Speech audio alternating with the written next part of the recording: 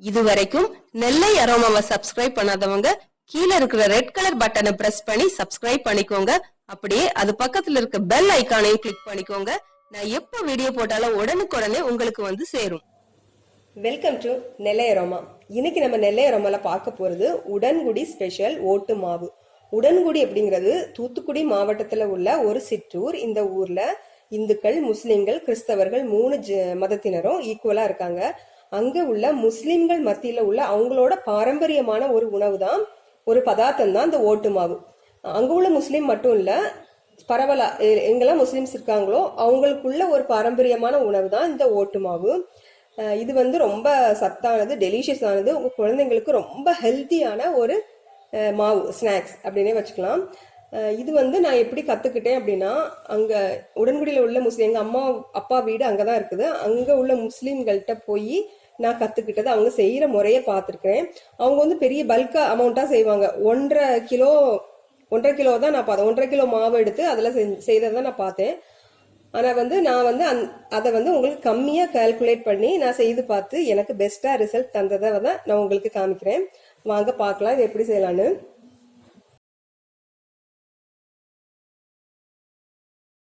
இப்போ ஓட்டு மாவு செய்ய தேவையான பொருள் என்னெல்லாம் பார்க்கலாம். இது வந்து ஒரு 350 கிராம் அரிசி மாவு.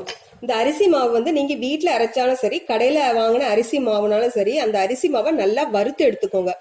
இடியாப்பத்துக்கு மாதிரி நல்லா வறுத்து எடுத்த அரிசி மாவு 350 கிராம். இது வந்து தேங்காய் பால். தேங்காய் பால் வந்து ஒரு பெரிய தேங்காயில இருந்து எடுத்த தேங்காய் பால்.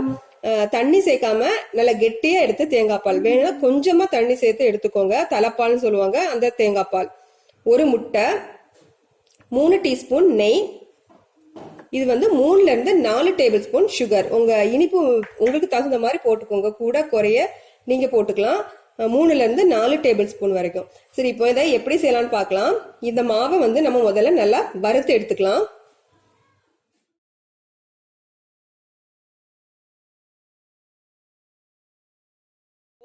முதல்ல இந்த முட்டையை உடைச்சு ஊத்திடலாம்.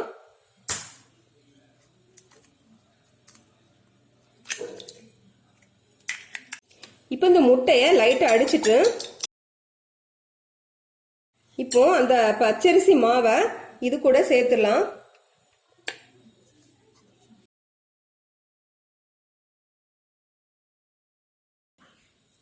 இப்போ இந்த மாவு கூட இந்த முட்டையை சேர்த்திருக்கோம், மாவை சேர்த்திருக்கோம். இந்த தேங்காய் பாலை கொஞ்சம் கொஞ்சமா சேர்த்து நம்ம புட்டு மாவு பக்குவத்துக்கு நம்ம இதை பிசையணும்.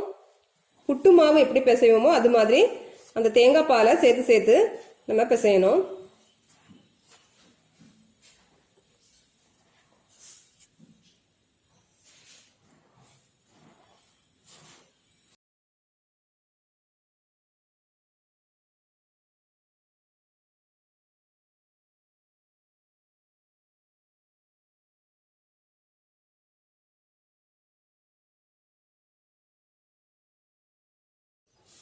இப்போ இந்த மாவு வந்து நல்லா புட்டு மாவு மாதிரி நல்லா பிசைஞ்சாச்சு பாருங்க.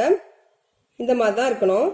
அப்புறம் எப்பவுமே நம்ம இனிப்பு ஏதாவது செய்யும் போது கொஞ்சமா உப்பு சேர்த்துக்கணும். உப்பு சேர்த்தாதான் அந்த இனிப்போட டேஸ்ட் வந்து நல்லா தூக்கி கொடுக்கும்.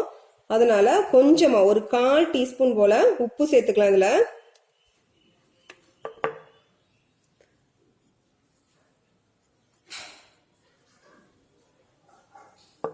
இப்போ நம்ம வறுத்து எடுக்க வேண்டியதான். அது எப்படின்னு பார்க்கலாம் வாங்க. ஒரு கடாயை அடுப்புல வச்சு இந்த மாவை இதுல ஆட் பண்ணிடலாம்.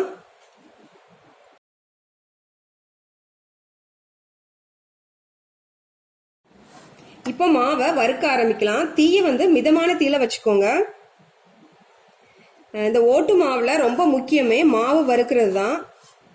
இந்த மாவு வந்து நல்லா கோல்டன் ப்ரௌன் ஆகணும், அது வரைக்கும் வறுக்கணும். கிட்டத்தட்ட ஒரு 30ல இருந்து 40 நிமிஷம் வரைக்கும் ஆகும். பொறுமையா வருங்க, ரொம்ப டேஸ்டா இருக்கும் இதனோட ரிசல்ட். எதுக்காக இதுக்கு ஓட்டு மாவு அப்படின்னு பேரு வந்துச்சுன்னா, முன்னாடி எல்லாம் மண் சட்டில வறுப்பாங்க ஓட்டுல, அதனாலதான் இதுக்கு பேரு ஓட்டு மாவு. ஆனா இப்பெல்லாம் வந்து கொஞ்சம் கொஞ்சமா மாறிட்டே வருது, இரும்பு சட்டில வறுக்காங்க. இப்ப என்கிட்ட இரும்பு சட்டியும் இல்ல, மண் சட்டியும் இல்ல, நான் நான்ஸ்டிக்ல தான் உங்களுக்கு வறுத்து காமிக்க போறேன். டேஸ்ட் நல்லாவே இருக்கும், அதே மாதிரியே இருக்கும். கொஞ்சம் கைவிடாம வருங்க. நல்லா எல்லாமே ஈக்குவலா அந்த ப்ரௌன் கலர்ல வறுத்து வரணும், நல்லா மொறு மொறுப்பா வரும். அதுதான் ஸ்டேஜ். அது வரைக்கும் நம்ம பொறுமையா கொஞ்சம் கைவிடாம வறுக்கணும். இந்த வறுக்கிறதுல தான் அந்த ஓட்டு மாவோட டேஸ்டே இருக்குது. ஓட்டு மாவு முஸ்லிம்கள் மத்தியில ரொம்ப பிரபலமானது. இது அவங்களோட உணவு தான். கல்யாணத்துக்கு இந்த ஓட்டு மாவை சீரா கொடுப்பாங்க. அப்படி பிரசித்தி பெற்றது இந்த ஓட்டு மாவு. கண்டிப்பா அவங்க எல்லார் வீட்லயும் நிறைய செஞ்சு வச்சிருப்பாங்க.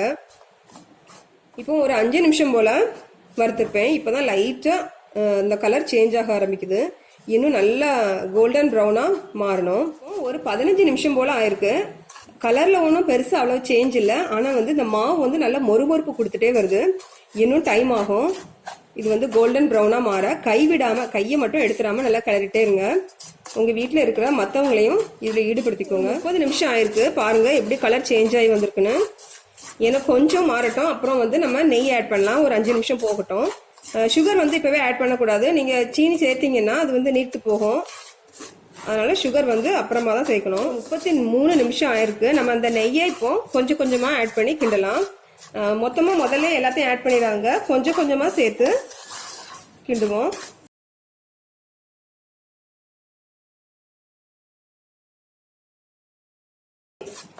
முதல்ல போட்ட நெய் நல்லா மாவோட சேரட்டும். சேர்ந்ததுக்கு அப்புறம் நம்ம அடுத்த பேட்ச் நெய் ஆட் பண்ணலாம்.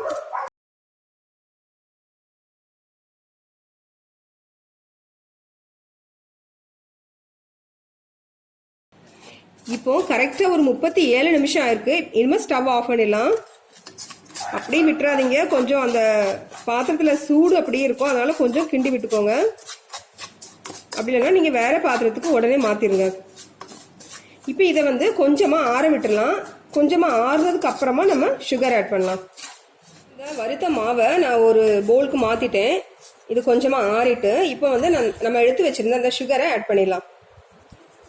3ல இருந்து 4 டேபிள் ஸ்பூன் ஆட் பண்ணிக்கோங்க. நான் இன்னைக்கு 3 டேபிள் ஸ்பூன் ஆட் பண்றேன். உங்க இனிப்புக்கு தகுந்த மாதிரி நீங்க சேர்த்துக்கலாம். இந்த ஓட்டு மாவு நாங்கள் ஸ்கூல்ல படிக்கும் போது முஸ்லீம் ஃப்ரெண்ட்ஸ் எல்லாம் கொண்டு வருவாங்க. உனக்கு எனக்குன்னு ரொம்ப போட்டியா இருக்கும். ரொம்ப டேஸ்டா இருக்கும். நீங்க கண்டிப்பா ட்ரை பண்ணி பாருங்க. நம்மளோட பாரம்பரியம் நமக்கு எப்பவுமே நல்ல சத்தான உணவுப் பொருட்களை தான் தந்திருக்கு. அதே மாதிரி இஸ்லாமிய பாரம்பரியத்திலிருந்து நம்ம ஒரு சத்தான டேஸ்டான ஓட்டு மாவு பார்த்தோம். இந்த மாதிரி ரெசிபிகள் உங்களுக்கு வேணும்னா என்னோட சேனலை நீங்க மறக்காம சப்ஸ்கிரைப் பண்ணி வச்சுக்கோங்க. இந்த வீடியோ பிடிச்சிருந்தா நீங்க லைக் பண்ணுங்க, ஷேர் பண்ணுங்க. நெல்லை அரோமாவுக்கு சப்ஸ்கிரைப் பண்ணுங்க. தேங்க்யூ.